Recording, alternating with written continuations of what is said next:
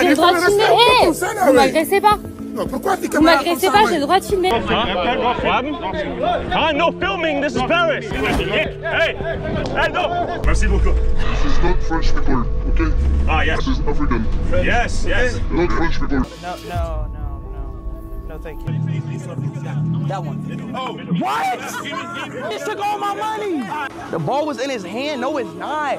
Wait, did he scam me? On est pile dans la période où il y a le plus de touristes en France et notamment surtout à Paris sur notre pays. Et de toute mon existence, je n'ai jamais vu autant de vidéos postées par jour de différentes personnes de différentes ethnies, de différents pays qui critiquent Paris, pour critiquer leurs vacances à Paris, pour critiquer leur passage en France. Les gens qui prévoient des 2 semaines, 3 semaines, 1 mois et qui repartent au bout de 3, 4, 5 jours, qui sont tous dégoûtés. Je suis choqué, je suis choqué. Du coup, dans cette vidéo, on va rigoler, on va se passer en revue toutes les arnaques, le top des arnaques qu'on peut trouver à Paris. Évidemment, le truc qui buzz le plus depuis quelques jours, c'est le plus gros streamer, le plus connu, HighShowSpeed. Et là, il se retrouve pour la première fois en France, à Paris. À votre avis, est-ce que ça s'est bien passé ou non? Pour le guider, il va faire appel à un des plus gros streamers francophones aussi, qui s'appelle Amine Mathieu. Et à un moment donné, il va se retrouver à jouer à ce fameux jeu qu'on retrouve un peu partout à Paris. Alors pour les personnes qui sont un peu larguées ou qui n'en ont aucune idée, je le dis comme ça, c'est une arnaque, voilà. Évidemment que dans les commentaires, beaucoup de personnes vont me dire « mais t'apprends rien à personne ». Bah malheureusement si, puisque ce genre de pratique, rien qu'avec ce tapis et les 3 gobelets qu'on voit, ça tout seul, rien que celui-là, ça fait plus de 10 000 € par jour. Donc il est évident qu'en connaissant ces chiffres, tout le monde n'est pas au courant. Bon, et est-ce que Speed, lui, il va gagner?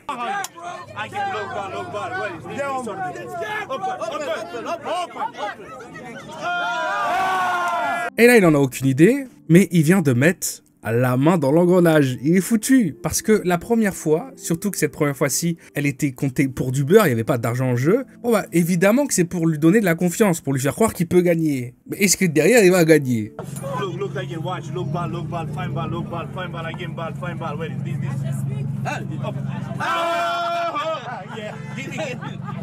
Bon, c'est pas grave. De toute façon, c'est qu'une fois de perdu. Hein. Il va forcément gagner la prochaine.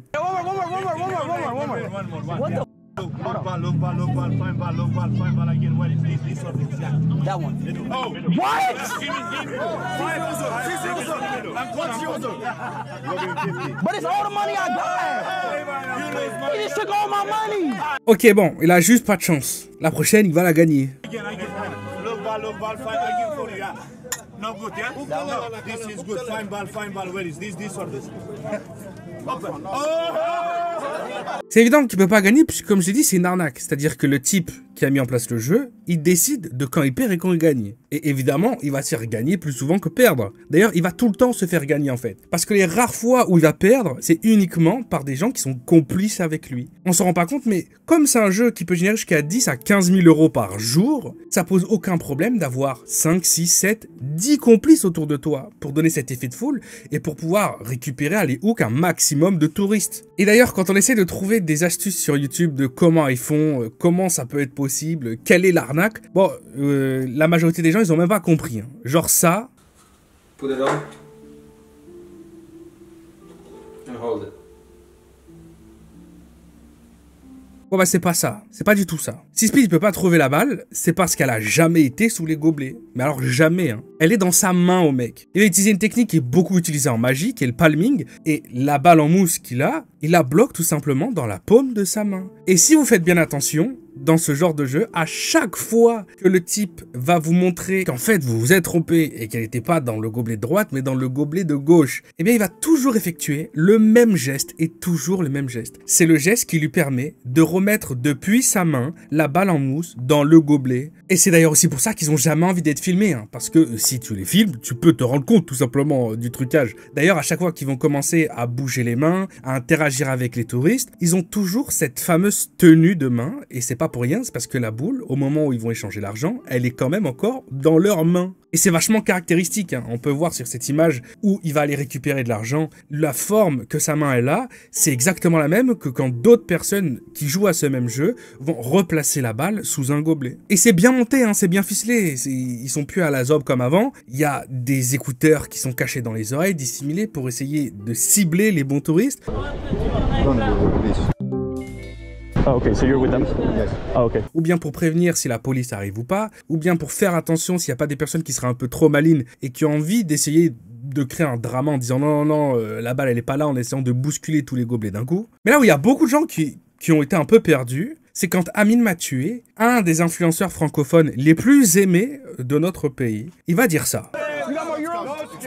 Pourquoi un mec qui vient de Paname, qui vient de Paris, et qui évidemment sait que c'est une arnaque, il va dire que c'est pas une arnaque? C'est bizarre quand même. Amine, pourquoi il a fait ça? Du coup, il y a pas mal de gens qui ont été énervés contre lui. Bon, ça va pas ternir son image, hein. Il est beaucoup trop apprécié, il fait beaucoup trop de statistiques, mais peu importe, sur le moment, il y a pas mal de gens qui étaient déçus. Et déjà, premièrement, pour défendre Amine, il y a quand même 2 points à soulever. Le premier, c'est que si on regarde réellement le live et pas simplement les séquences qui traînent sur Internet, on peut voir qu'à un moment donné, Amine lui-même, il va regarder le type, il va lui dire « Non, mais il n'y a pas de balle en fait. Il y a pas de balle. » How is he doing that? He took all my money.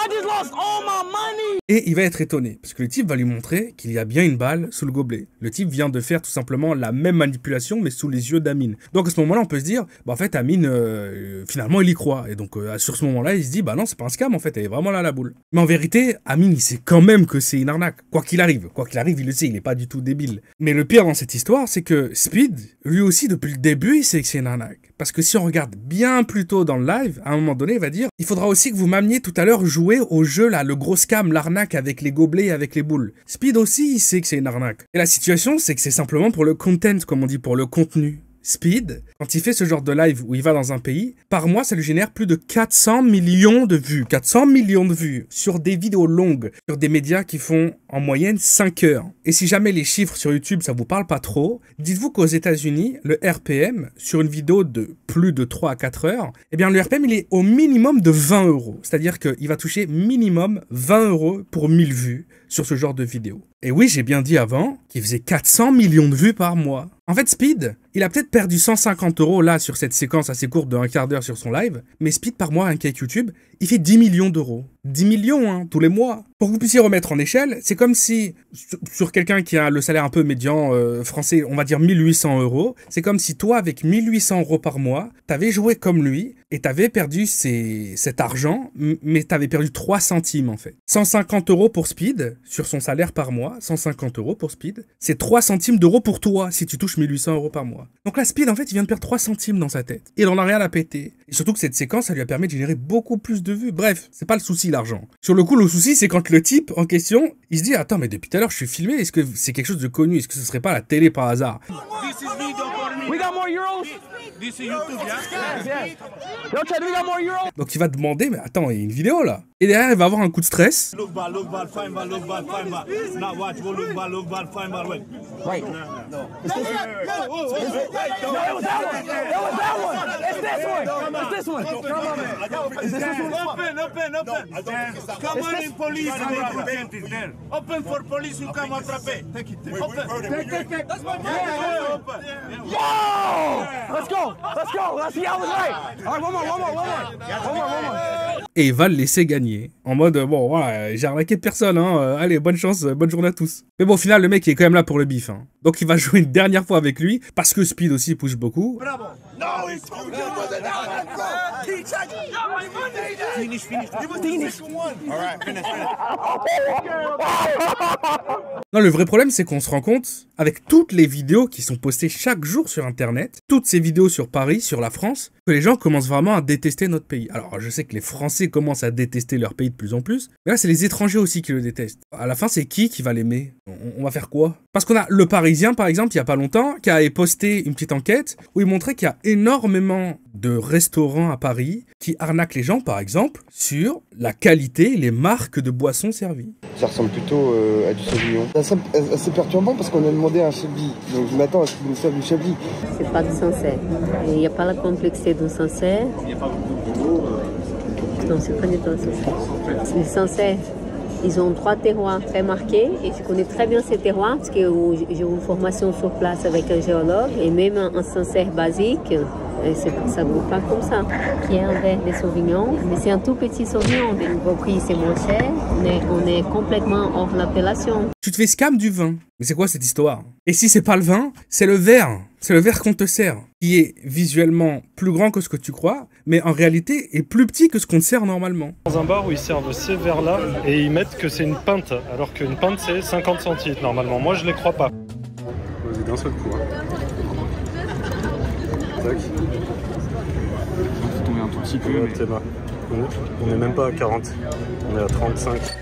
C'est abusé. C'est pas du tout une exception, parce qu'on a aussi fait le test dans un autre établissement, et globalement c'est le même résultat.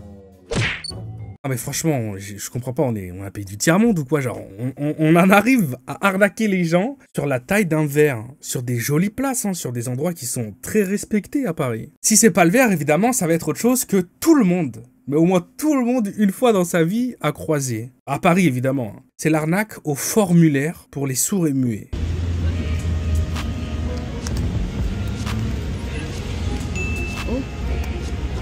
Wow. Poor sounds and mutes, dumb. For hearing. You're deaf? Oh. Should I sign? Yes. Yeah.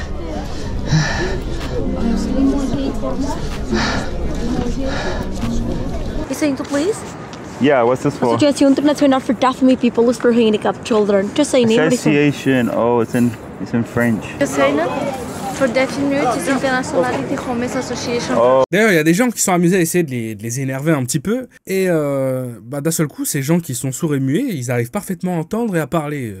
Voilà, les miracles, ça arrive tous les jours. Fuck. Et si c'est pas les formulaires, c'est l'arnaque à la bague. Moi, je me rappelle que j'avais entendu parler de ça, mais c'était il y a vraiment 15-20 ans. Il semblerait que ça existe encore. Des gens qui vont se rapprocher de toi, qui vont dire « Oh, je viens de trouver ça à votre pied » et ils vont te tendre une bague en or. Et après, ils vont te dire « Bon bah, si tu veux, file-moi 50 balles et je te la donne. » Wow. That's impressive. What? Wow.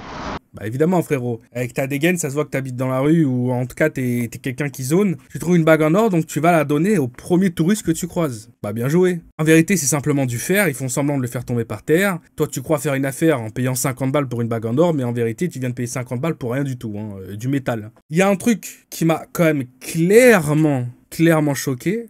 Je ne savais pas du tout qu'à Paris, on arnaquait réellement ouvertement aussi les touristes, mais sur des trucs qui sont trop gros, quoi. Vraiment, plus c'est gros, plus ça passe. Par exemple, faire croire aux Américains qu'en France, il y a des taxes à payer quand tu vas au resto à la fin. Ou qu'il faut aussi payer le service, et qu'il faut aussi payer les pourboires qui sont obligatoires. Résultat, en demandant la même chose, j'aurais payé 6 € de bouteille d'eau et 3,50 € de coca en plus. Donc on peut dire que pour la même commande, ma note s'élève à 9,50 € de plus que celle de Marc. Et voilà, if you want to try with the tips because it's not included, 15, 12, 10. What, sorry?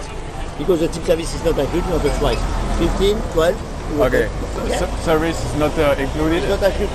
Ah, okay, okay. You want to try, you finger. Yeah, okay. Yes. Is it the tip? The service is not the same.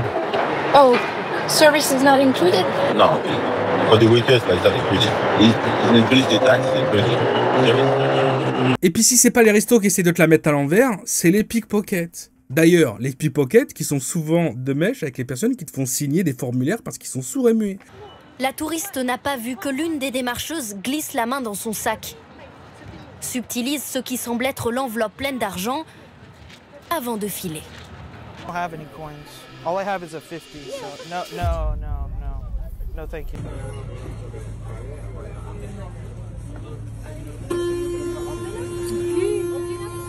Sourds et muets, mais par contre sont agiles de leurs mains. Moi, il y en a un, la dernière fois que j'étais à Paris, je suis tombé sur ça, j'étais avec quelqu'un, et moi, je ne comprenais pas. Hein. Donc je dis à la personne avec moi, mais je comprends pas, c'est complètement débile, il y a un SDF là, il a un verre devant lui, mais le verre, il est trop mal foutu, il l'a mis au pire endroit en fait. Les gens depuis tout à l'heure, ils sont obligés de l'éviter. Et on m'a expliqué qu'en fait, c'était fait exprès, c'était un scam connu. Les SDF, ou faux SDF, qui vont mettre dans les endroits les plus utilisés un verre avec quelques pièces à la con dedans. dedans, et tout est mis en œuvre pour que toi, en fait, tu sois quasiment tout le temps obligé de le faire tomber. Les mecs arrivent à se le faire renverser toutes les 5 ou 10 minutes. Et en vérité, quand un touriste ou quelqu'un va renverser ce verre-là, il va se sentir mal, en fait. Ça va être un peu de la manipulation psychologique, et du coup, à la fin, il va dire « Ah, je suis désolé », il va lui lâcher une pièce d'1 euro ou 2 euros. Et il semblerait même que ça, c'est une technique qui est vieille, mais depuis l'époque du Moyen-Âge, et les gens travaillaient donc en binôme, et pendant que la personne se baissait pour ramasser les pièces, il y en avait un autre qui lui faisait les poches. Non mais c'est ingénieux, mais quand même, n'importe quoi. Il y en a un autre que je connaissais pas du tout, il semblerait que ça soit surtout ciblé dans certains endroits touristiques, c'est le scam au bracelet. Des gens qui se ramènent vers toi, et un peu en forçant, surtout en forçant la main, ils vont te mettre un bracelet autour du poignet, et après ils te demandent du fric. Entre 5 et 10 euros. Mais c'est quoi cette histoire? My name is Happy Man. Ah, you're happy man? Some people always are happy. Look at your finger. I'm from Guinea, okay? First. Where you from? Czech. Dobry den. Monsieur, vous êtes français? Oui. Hakuna Matata, vous n'avez jamais été en Afrique? No, thank you. No, I know the trick. I know. No, you put it on and ask me. No, don't worry. Don't. Yeah. My hand, please. Where you from, mister? Don't worry. Prudence. Good ladies. Where you from, mister? England, you? Welcome. From Africa. Yeah, we're in Africa. Alors, il y a des gens qui, à Paris, ont tourné des vidéos en demandant carrément à des forces de l'ordre, mais vous êtes au courant là de tout ça? Enfin, vous le voyez, pourquoi vous faites rien? Et la réponse, c'est que la police peut pas faire grand-chose. Effectivement, il n'y a pas grand-chose qu'elle peut faire. Bonjour, monsieur. Hi, how are you? Bonjour. Did you see the guys with the bracelets? Yeah. Are they allowed to do this? Not really, hardly, because it's on two cases. The first case is if they ask and you give them the hand, we cannot do something. The second case is when they try to aggress you, like the we have to act to say stop. It's complicated, man. It's very complicated. You should just kick them off the street, man. Exactly, that's why. It's so hard for you. Yeah, thank you very much. Sorry. This we try our best. Thank you, man. Appreciate it. Je crois que le truc qui m'énerve le plus, mais vraiment, et c'est peut-être lié à mon taf, on va savoir, des formations professionnelles, favoritisme, je comprends pas pourquoi il y a vraiment, mais alors vraiment, que en France, et surtout à Paris, que ça rend fou tout le monde si t'essayes de filmer, de prendre des photos, de tourner une vidéo. They were everywhere. Amigo. Yes. No video, I'm sorry. Ah! Okay, no video instantly. We go this side now. All right, we've been identified immediately. Will they attack? We're about to find out. We may encounter a 30v1. Could we do €3? Look, my friend, Kamrat. This car, Kamrat. No filming. No filming. This is Paris. What are you doing? What are you doing? Hey, no. Hey. He can film. Watch. Watch. Oh, stop. Please, stop, okay? Quoi? Qu'est-ce qu'il y a alors? J'ai le droit de filmer. Hé! Vous m'agressez pas? Non, pourquoi t'es Vous m'agressez pas, j'ai le droit de filmer. Voilà, en bas de la Tour Eiffel, c'est la Tour Eiffel. Lui, ils vendent des sandwichs. Et lui, ils vendent du maïs chaud. Maïs chaud. Et là où ça me rend dingue, c'est que je le vois même dans mes commentaires à moi, quand je parle et que j'aborde des sujets par rapport à des streamers qui vont se faire agresser, qui vont se faire bousculer, qui vont se faire voler. À chaque fois, on me dit, ouais, mais c'est leur faute, ils avaient pas qu'à filmer, ils avaient qu'à pas filmer dans la rue. Mais frérot, elle t'appartient en fait, la ville de Paris, j'étais pas au courant. En fait, Paris, un truc qui est mondialement reconnu, que tout le monde veut visiter, la cité des Lumières, l'endroit que tu as vraiment envie dans ta vie si tu t'y déplaces de prendre des photos ou des vidéos. Mais en fait, on n'a pas le droit en fait. C'est quand même mal vu quoi qu'il arrive. Ou alors faut attendre que tout le monde se bouscule. Dans une des villes les plus utilisées avec le plus de passages au monde, il faut réussir à trouver le moment parfait, la minute parfaite où il n'y a pas quelqu'un devant toi pour que tu puisses prendre une photo ou une vidéo. Sinon, c'est notre faute à nous. Je veux dire, là, je vous parle de gens qui se font agresser parce qu'ils prennent des vidéos devant la Tour Eiffel. La Tour Eiffel. Et je vous parle pas de vieilles histoires, je te parle d'histoires qui sont passées cet été, il y a 5 jours, il y a 10 jours. Bon, ce youtubeur-là, à un moment donné, il a carrément été voir la police, parce qu'ils sont venus, ils ont essayé de le mettre en diagonale à 20 versus 2, s'il vous plaît. Et la police, là, à un moment donné, est-ce qu'on est surpris? Est-ce qu'on est surpris de sa réaction à la police? La police qui va dire ça. Merci beaucoup. You guys are number one. Merci beaucoup. This is not French people, okay? Ah, yes. This is African. Yes. Not French people. Okay. I know.